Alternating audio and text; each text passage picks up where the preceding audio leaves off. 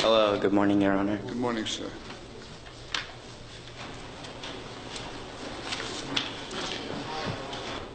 Mr. Saki, you are charged with disorderly conduct.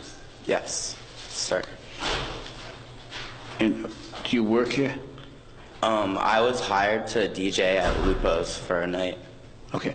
First of all, I can tell you that you are not in jeopardy of going to jail. I read the report, and I'm going to read the report so that you will understand what the police allege happened. The police were on detail at about 2 o'clock in the morning at Lupo's nightclub, and a Joseph Stocky was kicked out of the nightclub for attempting to fight a bouncer.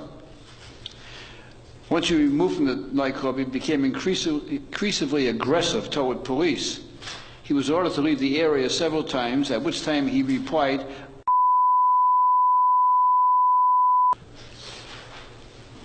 Mr. Stocky began screaming and threatening police as well as nightclub employees. He raised his voice several times in an attempt to gather a crowd. Police ordered Stocky to vacate the area once again, at which time he screamed. At this time, he was placed in custody, charged with disorderly conduct. Now, is there anything you want to say about that? You understand you have the right against self-incrimination. You don't have to say anything. You understand? No, I'd like to say something on my behalf. All right, now speak loudly and slowly so I hear you. Okay, so I was DJing at Lupo's. I drove 8 hours to DJ, and it was last call. So I went to the bar, and I tried to get 2 females a drink that I was there with, and the bartender told me, no, it's last call. I'm not, serving any more drinks. So I walked to the other side of the club, because there was 2 bars in the club, and I asked that bartender for drinks, and he said, sure. But the other bartender came over to the other side of the bar, and he said, no, I already told this kid he can't have any drinks. So I was like, what's the problem? And he was like, get him out of here. And they throw me out. And then I tried to get back into the establishment so I could talk to the promoter so I could get paid for my DJ services, but everyone wanted me off the property. And then I did have an infantile reaction to the situation. Oh, you were the DJ? Yes. Oh. Did you ever get paid? No. To this day, you still haven't been paid? No. Huh.